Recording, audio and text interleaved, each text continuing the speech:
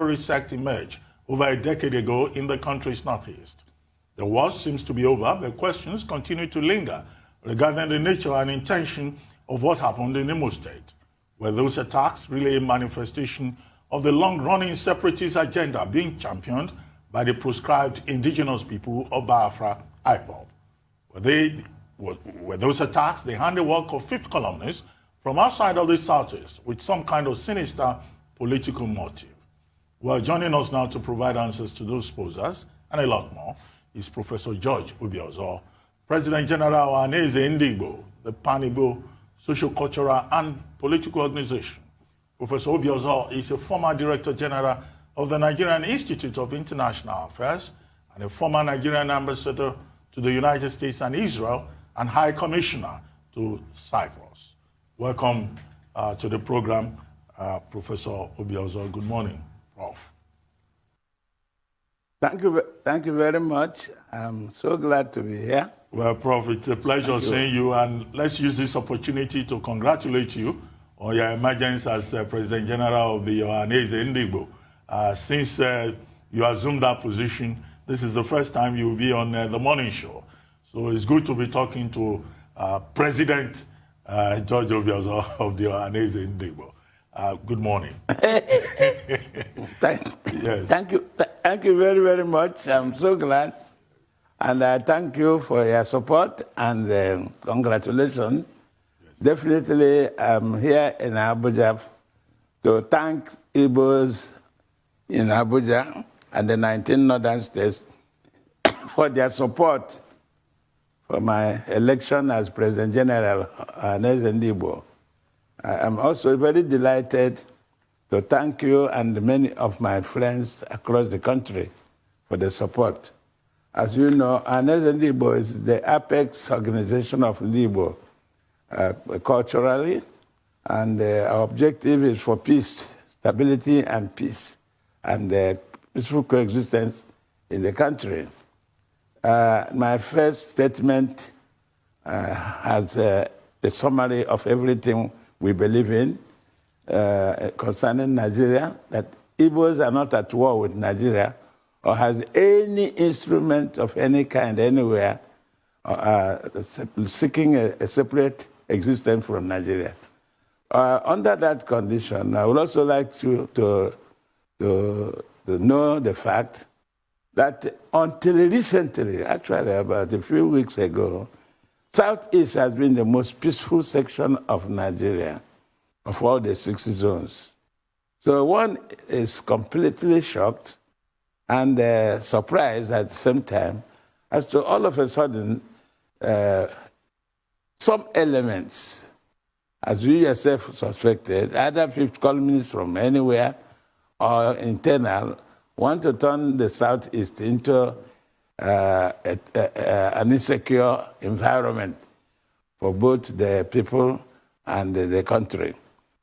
Anyway, what you said earlier concerning that crime is very touching in the sense that I sincerely believe that under normal circumstances, when a crime is committed, the first thing to do is to find out the nature of the crime. The nature of the crime will lead you to the kind of suspects you may have, and those suspects, you begin to eliminate them based on capacity, strategic capacity to commit such crimes. I think that is where we should go to search for what is happening or what happened in Southeast. And concerning your mention about political motive, indeed, you know, one of our late academicians, one of our best and brightest, Professor Claude Ake, he said that Nigeria is over-politicized but under-governed. That statement he made several years ago still holds.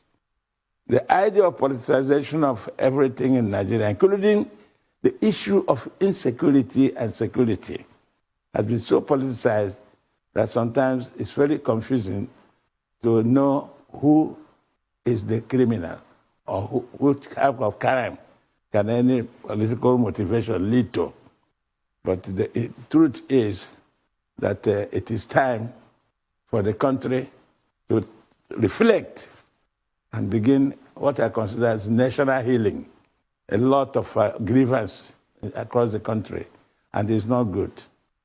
A nation does not subject itself or allow itself to be subjected to permanent crisis.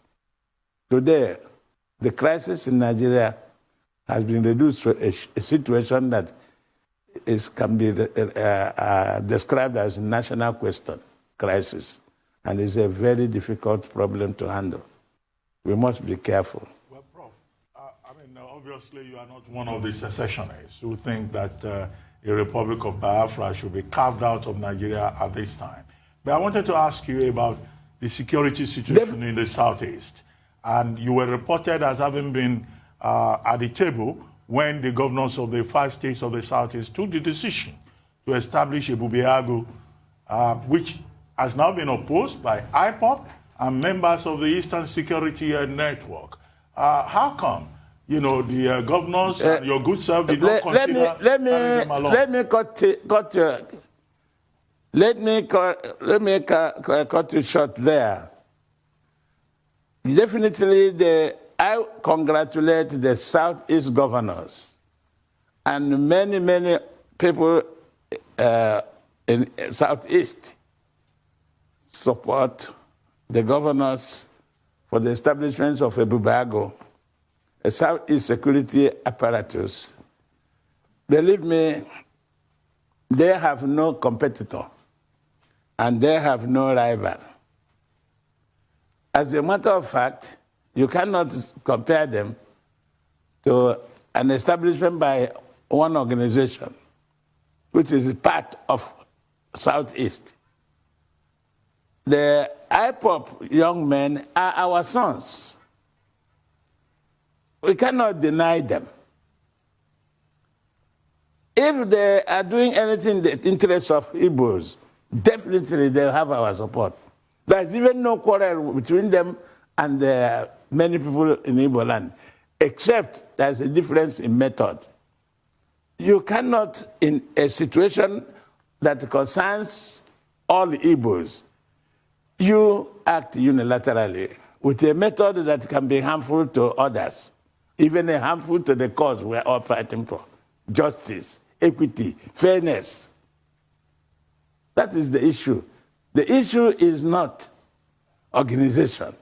Who forms what organization? Or who is using what organization? For me as an individual, many are called, few are chosen.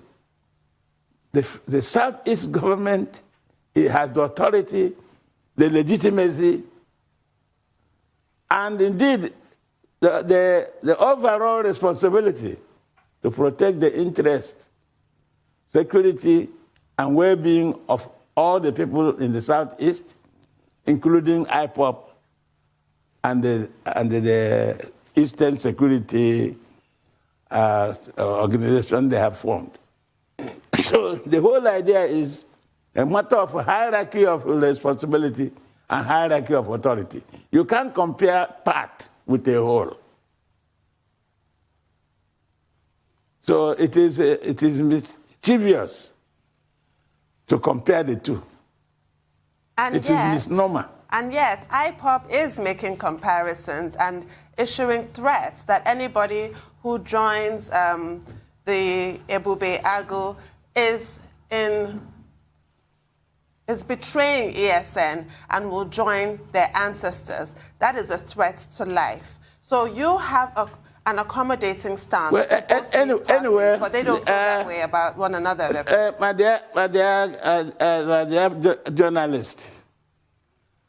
My dear journalist, see, what I want to tell you, I'm not the spokesman of any of the groups. What I'm advising is as the father, as a Nigerian, as an Igbo patriot, as an elderly statesman. Zeke used to say, forget what is written on a motor. That is those lorries in those early days, lorry. Nothing without labor. Written on vehicles that were plying on nature Lagos. He said, forget what is written in the motor, go enter the car. The whole issue is that the Southeast governors, with the legitimate authority, has actually taken over the issue of handling the security situation in Southeast. I don't want to discuss threat. What I will advise is that the IPOB and others think twice and indeed come down. There are one of us, I must listen to some of us, and then agree to the level of cooperation so that we will achieve our objective. We have a common objective. What is dividing us is a method. And that can be negotiated internally among our people. No, but once sir, the common denominator is given. But sir, you say you have common objective. IPOB Yeah, go ahead. secession. IPOB wants secession. Yeah. They want to leave Nigeria. So if you say you have common objective, do you want to leave Nigeria? It is how it depends. Every issue, hold on, because you are jumping too much into conclusion. Believe it or not, you haven't offered the IPOB self-determination and they rejected, have you? So the whole idea that sometimes journalists make matters worse for in a political situation like this. What IPOB will be talking about in creating a situation when it becomes political, you go between the irreducible minimum requirement and the maximum demand.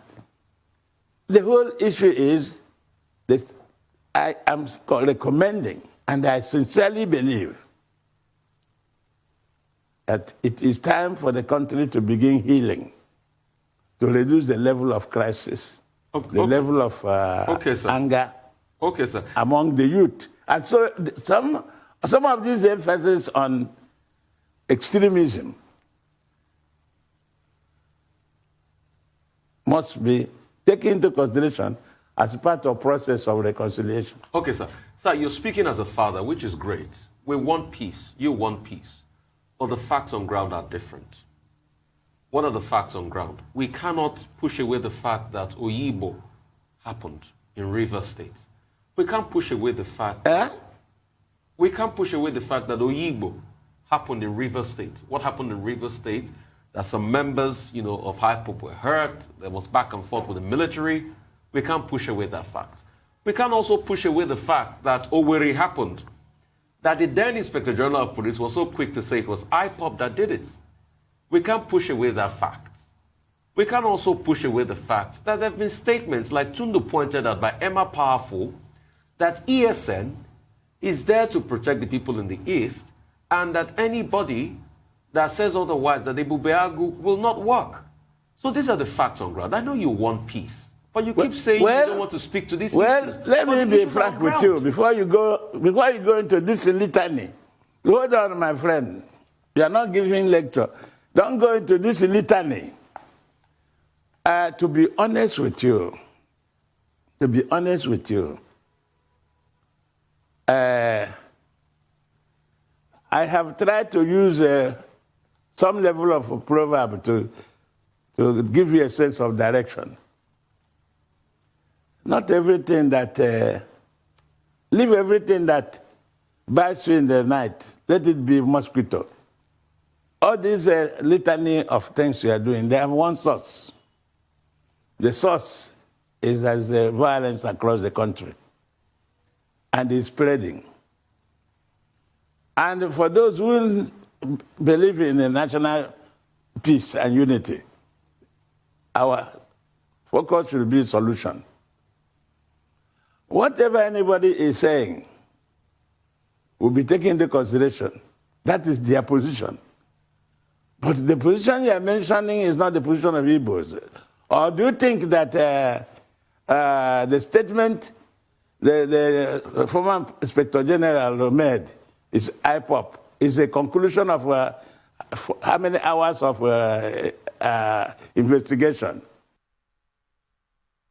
You yourself, I think you're an academician. A matter happens 24 hours before the Inspector General announces who did it. And did you hear from the IPOB people that they said they didn't do it? Did you hear that? In a Ikwerre thing, a Ikwerre incident. So when you move into from one sin to another, that is what is causing emotional escalation of the conflict in the country. We have to sit down, reflect, and then look for solution. So I'm going to ask more pointedly, because there's too much prejudice. I'm going to ask you more pointedly whether Ohaneze has the same beliefs as IPOB and whether you, Professor Obiozor, believe in Biafra. In fact, there is Biafra in every Nigerian who is looking for justice, fairness, and equity. So whatever your interpretation may be, you ask yourself, what is the meaning? Even in the reality of Biafra, or haven't you seen the reality yourself? Across the whole country, there is a mayhem of a kind. You don't know it. I don't know where you come from in Nigeria, but maybe you don't know that there is a Biafra in your neighborhood. People seeking for justice across the country. In fact, it's not only in the southeast that you have a secessionist movement. In fact, the joy of what is happening in the Yoruba land is that they are unused to listen to their leaders and cooperate with their leaders, as you can see. In the southeast, people are trying to put a complete wedge between the southeast youth and the elders, and then making it look as if the authority of the youth supersedes that of their fathers. That we shouldn't listen to them, they shouldn't listen to their fathers, and this your emphasis about this kind of question is actually questioning the authority of parents over their children. And so that is part of the exacerbation of the crisis of indiscipline. What I'm trying to let you know, and I sincerely believe in it, is that whatever anybody is doing for the good of Igbos, that is welcome, provided the method meets the standard of civil behavior, the standard of nonviolence. You understand me? But all this question of which one is better to choose, you don't choose between life and death, do you? You are not God. The truth of the matter is that I congratulate the Southeast governors for Ibubago. They should go ahead and see how best to secure the Southeast and make it what it used to be, the most peaceful zone in Nigeria. That's what we want. Well, Prof, I see you continue to evade. That is what is important. Prof, I see you continue to evade the question about whether you believe in secession or not, and whether you sympathize with IPOB or not. I definitely don't believe in secession at all. Okay. I have never told you I believe in secession. And I've never spoken about... In fact, if you were listening, the first thing I told you was the Igbos are not at war or have any instrument anywhere seeking a separate existence. What is how far can I go in defining myself and my people over secession? Because those who target this secession have political motives to denigrate the Igbos, deny us our citizen rights, our fair share of opportunities within Nigeria. Well, Prof. So this secession, who is more secessionist in Nigeria? than other regions than in the country. If you have studied the history of Nigeria, every section of Nigeria, every region in Nigeria has been secessionist. But they are not tagged like that. Well, Prof. It's in Igbo land that you can ask me about secession and tell me to choose whether I believe in secession. How many times did you ask anybody like that from another section of Nigeria? No, we do. In fact, on this program, we do. What is it? Listen, because some of you are part of the national problem. Some of you are part of the national problem because you sectionalize the Nigerian problem and Nigerian politics as if it's a target to injure a group. Who told you that if you take a census in Igbo land today, everybody, I have written several times that the majority of Igbos actually prefer one Nigeria. How far can anybody go? And you're asking me whether I'm for secession with such a bluntness and boldness. And then somebody who started his statement by telling you, so when you people want to emphasize the negative, who told you all people in the IPOB want secession? They want justice, just like the rest of Igbos. They want the country's attention to relative deprivation that Igbos are faced, to the glass ceilings that prevent Igbos from reaching certain goals within their own country. That's what the IPOB and the Biafra people are talking about. But the whole issue is that you don't understand the political implication of it. Then you go into this rampage of secession. Igbos are basically business-oriented. They love big countries. They love space where they can do the business. They are everywhere. In fact, it is clear that the most federating people in Nigeria are the Igbos. So why are you always trying to fix Igbos as a secessionists and asking me such a bold question about whether I believe in secession? What kind of statement is that? Well, I would advise you not to ask any Igbo leader such a question again about secession. Prof, well, you were talking see about... the young men talking about you, talk to them. Well, Prof, you were talking about sectionalizing issues. Well, this one may sound sectional, but it's a topic that is out there in the front burner of public discourse. Igbo presidency. Under your watch, what is the agenda of the Ohaneze in Igbo? Good. That is a good question. That is fantastic. We support the Igbo president with open arms. Even, in fact, it is the most important thing that will happen to Igbos. Finally, it is our turn by the grace of God. And we are going to work for it so hard. We will talk to other parts of Nigeria to give us a chance because it is right and is reasonable and is deserving and is timely. In fact, it is wonderful to consider it done by this time. So Igbo presidency is our agenda.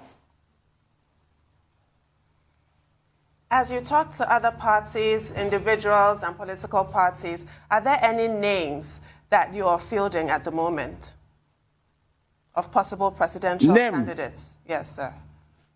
You know, my dear girl, I must confess, we don't say such things on the television. I just want to say here now, guess names for political power. I think you don't understand the issue. Nobody should name anybody, even if you have any in mind. It is so premature to do so. In politics, my dear girl, tomorrow is eternity. So you have to handle it with care. So speaking of names, you've been able to point out you've been able to point out the fact that yes, what Ohaneze Ndigbo wants is Igbo presidency. It's not what IPOB wants. Yes. And what IPOB wants is because you used the phrase. Is what? Is that what? You said what IPOB wants is just attention seeking. They want people to. They are drawing the attention of the general public. And I didn't. Yeah, don't put words into my mouth. No, sir. But you don't said, put words into my mouth of attention seeking. They are seeking. They are not seeking attention. They are seeking to achieve concrete result in terms of fairness, equity, and peaceful coexistence based on justice. Okay. You see, it's still the same thing we said, sir. Don't misinterpret other people's goals with your own goals. I don't have any goals. Don't give other people. I don't have any goals here, sir. But okay, don't give people assignment. I don't have any other assignment to give you. But real quickly, let's move to it because of constraint of time. In the spirit of naming, yes, would Rotimi Amaechi qualify to be an Igbo man for you to seek presidential office? This one we're having a conversation no of Igbo answer. presidency. No comment. Amaechi. No comment, I said. Go ask him, not me. Okay. But Prof, yeah, still on the question of Ibubiago, which you support very much. Yeah. What is the plan? I support very what strongly. is the plan? We've just had the naming of that security outfit. We've not seen consequential action in terms of legal backing, in terms of legislation, in terms of structure. Do you know certain details that you would like to share with us in terms of what structure the 5 governors of the Southeast are proposing? To be honest with you, wait and see is what I'll tell you.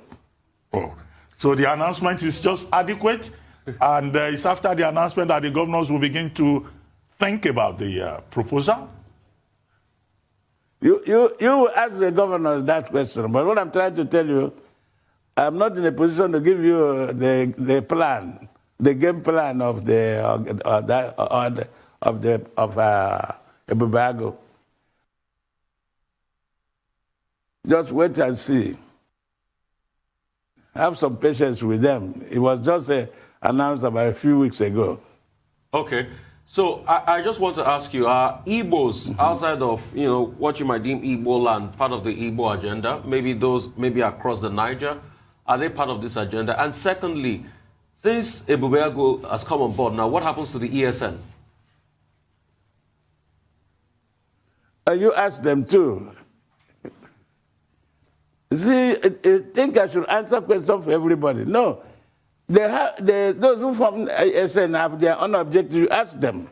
Now that the state governors have an organization that is overacting, what would they do? Ask them yourself. I can't answer for them. So other Igbos across, the Niger... If they hold on, as a father, if they come to me and say, now, what do we do? I would advise them, but not on the television. Yeah, but the question he raised, are Igbos outside Igbo land, outside those 5 states, Igbos in Rivers, for example, do they qualify as Igbos? Are they regarded as part of the agenda, as part of the community, rather than outsiders in either Delta or Rivers? This seriousness about dividing Igbos. Igbos everywhere have the same destiny. They suffer the same fate. They have the same historical perspective. In fact, they have one thing uniting them, a sense of grief and history. So don't ask Igbo anywhere, even Igbos in America, Igbos in Australia. So take it from me, the destiny of Igbos is a collective destiny. Okay. What affects one Igbo affects another. Okay, so what you're saying to me... Just like at one level.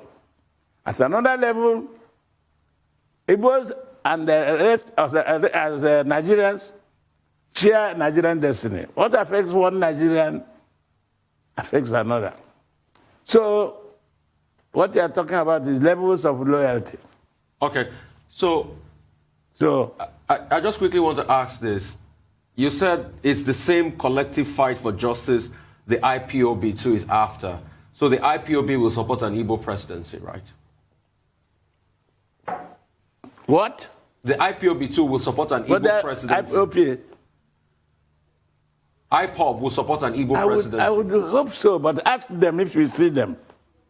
I would hope so, but ask them if we see them.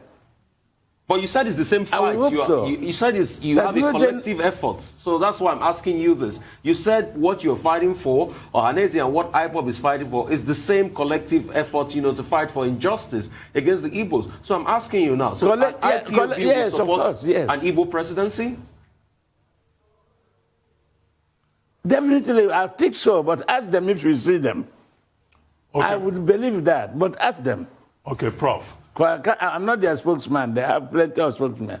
Okay, Prof. You certainly believe in the idea of a united Nigeria that is established on the pillars of justice, equity, and fairness to everybody. Fantastic. You got me right now. Yes, but what are those specific... You got me right. Yes, that's exactly the truth. Yes, but what are those specific things that you think... What are those specific things that you think Nigeria needs to do to rescue the country from this current drift that everybody is complaining about? Is it restructuring? Is it federalism? What ideas do you have in that regard? It's simple. I've been speaking on the same topic for years, the same issue, because history has a way of developing a law of seriality. Nigerian problem has been diagnosed over and over, and the solutions also known. But there's no political will to solve them. In recent years, for example, 2014, there was national conference.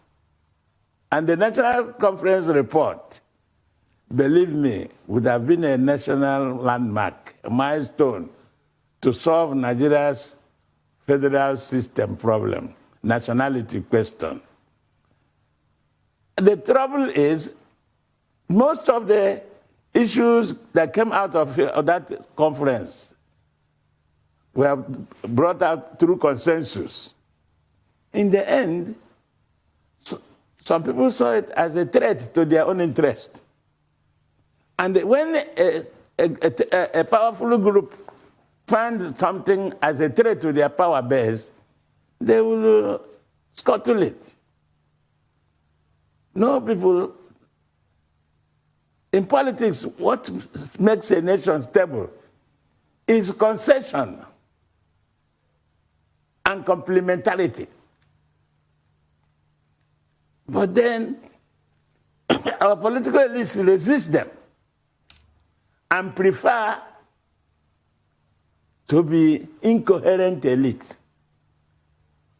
and govern with hostility of position and reciprocal suspicion. So they refuse to face the reality of national solution to problems. In other words, in all sincerity, is Nigerian federal system working? I want those of us who keep pleading about Nigerian federalism working to ask us a question. Where are the successful federations that were formed by all European countries in Africa? Nigeria is lucky to be the only one that survived. As of now. But it must solve its own problem in order to maintain it. It must solve the problem. We should not shy away from the issue of a nation, of a balanced system. Balanced system.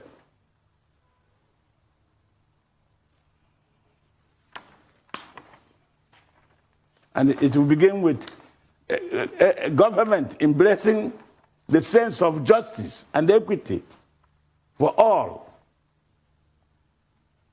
Sir, that's all. Sir, have you reached out to the Northern Elders Forum, Afenifere, Pandev, other, social, cultural, social-political groups like that across the country to try and build momentum and consensus towards an Igbo presidency in 2023? In fact, before my election, Chief John Nyamodo, one of our most dynamic former President General, he had done that a long way. And when I came in, I contacted my fellow president chiefs or leaders of the various organizations. And we are doing our best to convince them about our cause. And we'll do more. In this visit in Abuja here, I was able to visit Chief Ikwerre, who endorsed the idea of a president from Igbo land very clearly. You must have read it in your paper recently. Yes, sir. Ikwerre. Yes, and I made the other visits too. So we are doing our best, and we'll continue. All right. Real quickly, I just want to know some of the things the Igbo people will want that will be looked at as justice has been done in Nigeria. So what are those things you feel will be done, even apart from the Igbo presidency, that justice will be done, that will make IPOB say we want to be part of one Nigeria, that the agitations will be over? What are those things? Can you just mention some of them, please, sir? Well, Prof, we have just about 2 minutes to go. Honestly speaking, what must be done in Nigeria to convince many Nigerians, not just IPOB or IOB, as you said. Listen, what is good for the geese is good for the gander. You understand? The whole issue is equal opportunity in this country and the equal right of citizenship. In fact, justice seemingly done or seen to be seemingly done across the country will change many people's mind. The problem of Nigeria can be solved either through structure or through leadership. Any of these two can solve Nigerian problem. But the specifics, sir, the specifics. We are not the first to have problem. Every country has a national problem. Well, we don't seem to have and more they time. decide on how to solve it. Well, Prof, would like to thank you very much. One of our viewers sent a text message saying we should be talking about a Nigerian president of Igbo extraction rather than an Igbo president. And I think that person has a point there. But we'd like to thank you very much and wish you well as you continue to lead the social-cultural organization Ohaneze in Igbo. Thank you very much, Prof, for joining us.